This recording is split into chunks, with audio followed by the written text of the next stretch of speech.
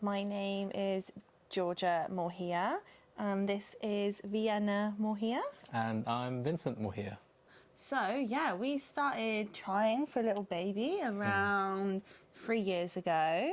And on April Fool's Day last year, 2024, we found out that we were pregnant. Which was, quite a shock because it was April Fool's Day. Yeah, no one believed this after 12 o'clock. And then we automatically went into Derriford to the early pregnancy unit because we've had complications before, so we got to go in there. And yeah, we were like, just waiting for our appointment, and we were really nervous, weren't we? Very nervous. And yeah, so we went in, and because beforehand we had a loss of an ectopic, so we went in and we were just thinking like, okay, let's hope that there's an actual baby in there, and there was 2 babies in there, and we were like, oh my god, this is crazy. So then we found out we were having twins, and then we got monitored nice and closely. And we met the lovely Imogen in fetal medicine, and she really looked after us. She's also a Scorpio, like Vienna, isn't she? Yeah, I know. So yeah, when we met Imogen, unfortunately, she did have some bad news to tell us, which was that our twins had TTTS, which is twin-to-twin transfusion syndrome, which was horrible. We didn't know what to expect of our journey, but Imogen, really looked after us. And also at this time, we saw the community midwife, and we were assigned Jenny. And Jenny is amazing. Wonderful woman. Yeah, so we got to have, we asked to have the same midwife throughout the whole pregnancy, but it never happened. But somehow the universe gave us Jenny for the whole pregnancy, which is really crazy, even though it never went through, but it just happened in that way. So we had, at this point, we had Imogen and Jenny looking after us, and they did really support us through, because we unfortunately did lose Vienna's little twin sister Venus, so they really guided us through the pregnancy, didn't they? Which was, really tough, but they were there for us. And, Vienna then decided to make an early entrance. 8 months. Yeah, she came at 8 months, and that was very quick. And that's where we met our lovely midwife, Georgia, who has the same name as me, which was a bit confusing. And there was another Georgia in the same room as well. So there was 3 Georgias in one room, which... Yeah. It was a lot, yeah. And then... So then little Miss Vienna came out at a whopping £4.11. She was tiny. We also delivered our lovely little Venus as well. And Georgia was so respectful and just really nice about everything. Just, so clued up on just what to do. And then we had to stay in hospital for 9 days. And then that's where we met the lovely Karen and Lorraine, the ladies in pink, who, again, just looked amazing after us so much. They, they would help us with night feeds. They showed us how to breastfeed, just let me stay for an extra hour. Yeah. When we were crying, just amazing. So, there's just so many inspiring women that helped us through this, really difficult journey, because it wasn't easy to get to where we were, was it, Vienna? No, I know. But now you're here. You are a little miracle baby. Yes, I know. So, life has changed, obviously for the better, but just drastically flipped 180. But in the best, absolutely best way possible. She has been the only thing that I can even think about when I'm at work. Makes me excited to get home, and yeah, she's an absolute pride and joy of mine. So, tired. I hate to use the word tired, but it's not an excuse. I'm absolutely knackered. I'm fatigued, but as soon as I get home to her, it just goes away, and that's amazing. I can't praise her enough. She's my absolute sweetheart, and yeah, life's changed in the best way. Absolutely. I mean, we left with a perfectly healthy little human. You know, we went in fully pregnant, like waddling, and then out we come. Like, you know, it's just so funny. Like leaving the hospital and coming back for the first night, we were just like giggling, weren't we? We were like, we have this baby. Like, what do we do now? But it's been amazing, hasn't it? Yeah. So, yeah, I've obviously had to, you know, brought Vienna to work with us, which has been amazing.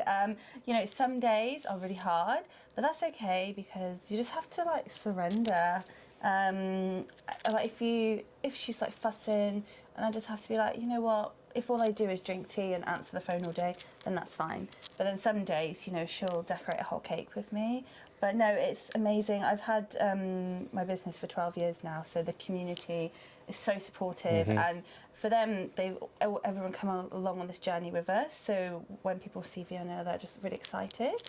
And, you know, like, it was Valentine's Day, and it was busy, and, you know, a customer was, like, pushing Vienna in the pram to let her go sleep. And then she was like, you know, it made my day. And I was like, yeah.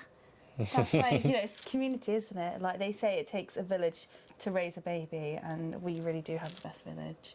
And she'll be learning lattes in no time. And bread. Our midwife, Georgia, who delivered Vienna and Venus, also like popped into the cafe one time. I was just sat there chilling with Vienna, and she walked to buy cakes, and I was like, no way. But yeah, we established when I was in labour that she was a customer. So then to actually see her, and then she got to meet Vienna as well again. So no, it was really nice because, you know, Plymouth is a small village. But yeah, no, it's good. Just, you know, it's a big community we've got here, isn't it? Yeah. So we would absolutely love to say thank you to lots of people that helped us on our journey. First up would be Jenny, our midwife, who, you know, she was literally there at the end of the phone call for us anytime that we needed, and was such an amazing support. You know, it's like having a cup of tea with your friend, really, when you need it.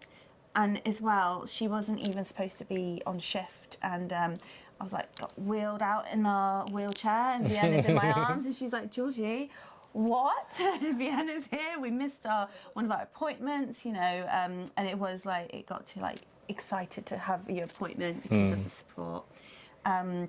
We'd like to thank Imogen, who, you know, she was just such a rock for us, wasn't she? You know, she was great, you know, and she supported us so much, and supported Vienna and Venus so much, and, you know, we wouldn't have got through it without her. Oh yeah, we'd like to thank Georgia, because she's just a queen in the delivery room. Like, wow, she really knows her way around birth. We'd like to thank Karen and Lorraine. Midwives. Oh, no, the ladies in pink. The ladies in pink, yeah, because they are literal angels, like pink angels at night. It's amazing. You know, again, being in hospital, we look forward to having them, you know, turn up. I was like, okay, brilliant. Got my girl stuck in. Yeah, who's on shift tonight? And when it was then, it was really nice. Yeah.